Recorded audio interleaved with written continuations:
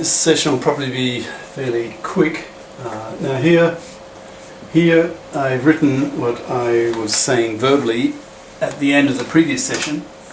So the S1 squared, if you had S1 squared here, the eigenvalue then becomes 3h bar squared over 4. Got a similar story for S2 squared. Again, the eigenvalue is the same. The 2 plus minus, the lowering operators, S plus S minus, those terms cancelled out, became 0. And here's your S1z, S2z, gives you h bar over 2, right? And you add up all these terms, and you end up with just 2h bar squared. Okay, now look, that's an eigenvalue. There's your operator, there's your eigenfunction. So in other words, up 1, up 2, that state is an eigenstate of this operator, of S squared, where S is the total spin, S1 plus S2. Okay? Now, good luck, it's non-trivial. Now, we're just introducing the idea of addition of angular momenta, and it gets harder. So if you like, you can try as homework to find the expression for up 1 down 2, where you're applying the operator S squared to it, and S squared to down 1 up 2, and S squared to down 1 down 2. So all 4 possibilities. All right. So that's just thrown at you. Now I assume this one would be relatively easy. It would be very similar to the first one, where I guess the fact you're getting the same eigenvalue coming out probably means the raising and lowering operators also drop out for similar reasons. That'd be my guess. These two, no, not so obvious. Like, have a look here. Like, it looks as though this one has got lowered to here, and this one got raised to here. So probably for these two, the lowering and raising operator terms do not drop out. They get used to generate these. That would be my hunch. But I've not sat down and actually calculated all of these in detail. Right? My guess is the first and the fourth. Pretty easy. These two, I'm not so sure about. All right. So have a look now with the first one. Up 1, up 2, and here again, up 1, up 2, that's an eigenstate. So you have S squared this equals this eigenvalue this. So this here is obviously an eigenstate. Right? So up 1, up 2 is obviously an eigenstate of the operator S squared. And similarly, you can just see it here. Here's another eigenequation. So your down 1, down 2, down 1, down 2. So this down 1, down 2 is obviously an eigenfunction of this operator S squared.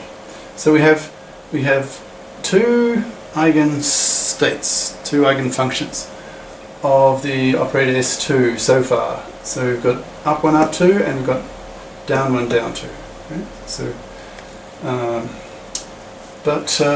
if you have a look at the second and third cases, this is not an eigenequation, right? Because you've got this term, right?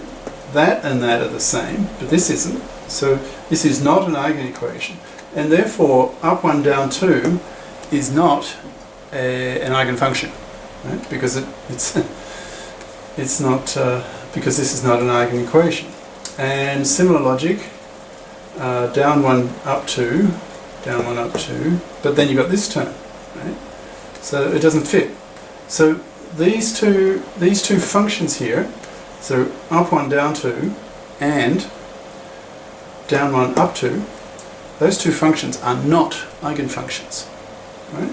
But you know, we're talking quantum mechanics, so we can superpose, you know, eigenfunctions. You know, you can add them, and you'll get another.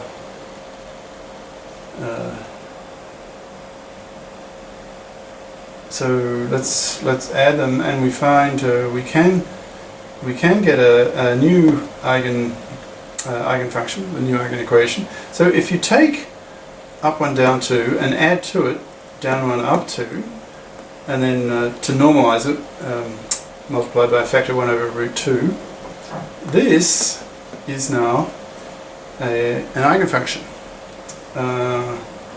and it has eigenvalue 2 h bar squared. I should do that for homework. It's pretty trivial. I can do it verbally now.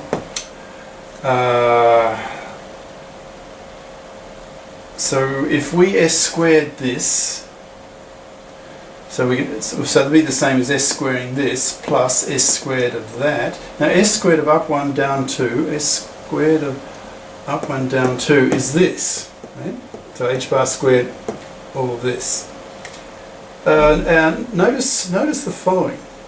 Have a look at these two carefully, and you'll notice that the right hand side of this one, the right hand side of that one, they're the same. So so we can use that. That explains where we get this eigenvalue 2h bar squared from. Okay, so s squared that, which is here, which is this. Okay, so we get h bar squared, all this, right? Plus s squared this, down 1, up 2. S squared down 1, up 2. So we get h bar squared, all this, right? Which is just the same. So in other words, we get 2 h bar squared, all this. But all this is the same as that. So we've got h bar squared, this, equals 2h bar squared, this. Therefore, this is the eigenfunction, and the eigenvalues 2h bar squared. So I've just done it verbally. All right.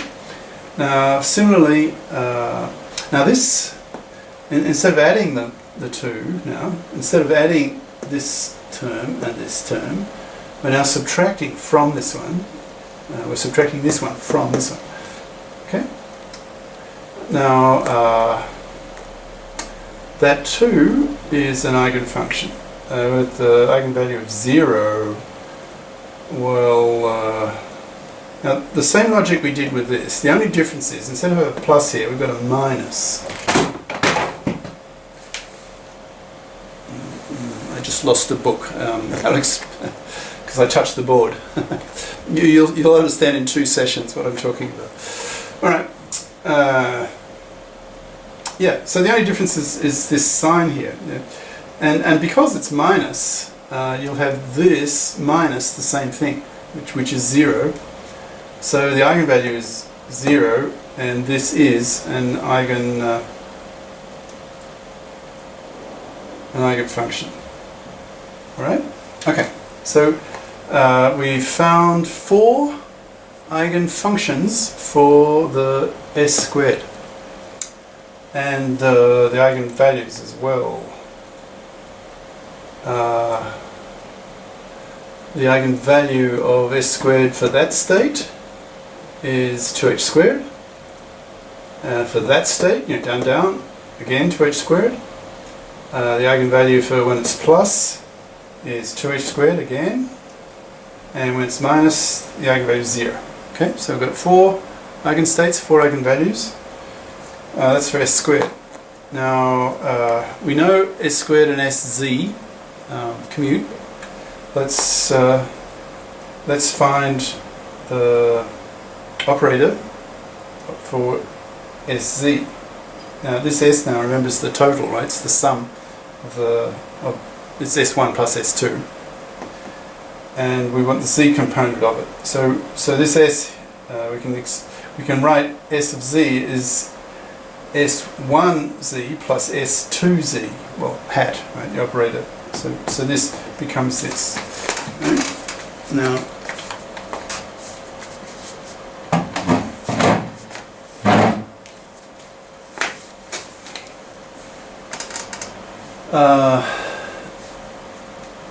now the eigenvalues of that S1 plus S1z plus S2z for the